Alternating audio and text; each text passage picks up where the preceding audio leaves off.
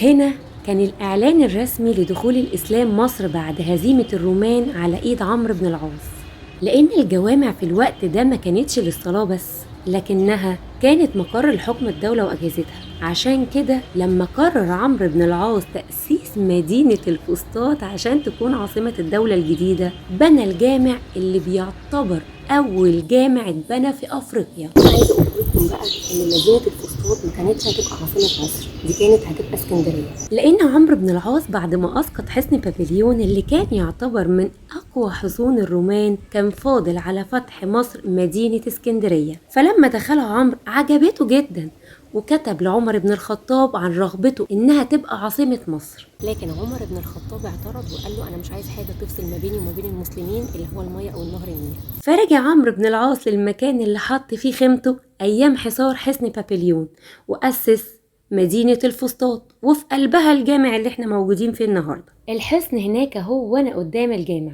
لكن اللي بنشوفه ده مش الجامع الأصلي اللي بناه عمرو، لأن اللي اتبقى من الجامع حاليا هي حتة الأرض اللي اتبنى عليها بس. أما المساحة دلوقتي فهي ضعف مساحته الأصلية 16 مرة. بصوا مساحة المسجد اللي هي الأصلية هي اللي هناك دي، كانت مساحته 25 في 15 متر، وكانت بتطل على النيل على طول، يعني النيل كان في الشارع ده أيامها. وكان الجامع بسيط جدا معمول من النخل. وبعد وفاة عمرو بن العاص جه الوالي الجديد مسلمة ابن مخلد الأنصاري سنة 53 هجري، وقام هادت الجامع وبنى مكانه جامع جديد أكبر منه، وعمل ليه 4 مآذن. لكن الجامع اتهد تاني واتبنى من جديد سنة 90 هجري على إيد الوالي قرة ابن شريك، واللي هد دار عمرو بن العاص عشان يضم أرضها للجامع. الجزء بقى اللي هناك ده كان المفروض إن بيت عمرو بن العاص، وبعدين بعد كده لما جم وسعوا تاني ووضبوا تاني وعملوا فيه تغييرات تجديدات،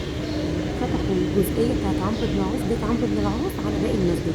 وفضلت مساحة الجامع تزيد مع كل والي جديد، واللي كان أهمها الزيادة اللي عملها عبد الله بن طاهر سنة 212 هجري. لكن في سنة 564 هجري أيام الدولة الفاطمية ولع الوزير شاور في مدينة الفسطاط بما فيها الجامع، عشان كان خايف إن الصليبيين يدخلوا مصر فياخدوا الفسطاط ويتنعموا بيها. وفضل الجامع محروق لغاية لما جه صلاح الدين الأيوبي ورمم الجامع وفتحه للصلاة. وحتى في زمن المماليك اتعرض الجامع لزلزال كبير سنة 1302 أيام السلطان الناصر محمد ابن قلاوون، اللي طلب من الأمير سالار إنه يرمم الجامع. وسالار وهو بيرمم الجامع عمل حاجة غريبة على العمارة الإسلامية. دي قبلة عملها الأمير سالار بره الجامع علشان يبقى سهل للناس إن هم يعرفوا يصلوا اتجاه القبلة فيه، وده معناه إن الجامع رغم مساحته الكبيرة كان بيتمري على آخره، عشان المصريين كان بيفضلوه عن كل الجوامع لأنه جامع بناه الصحابة.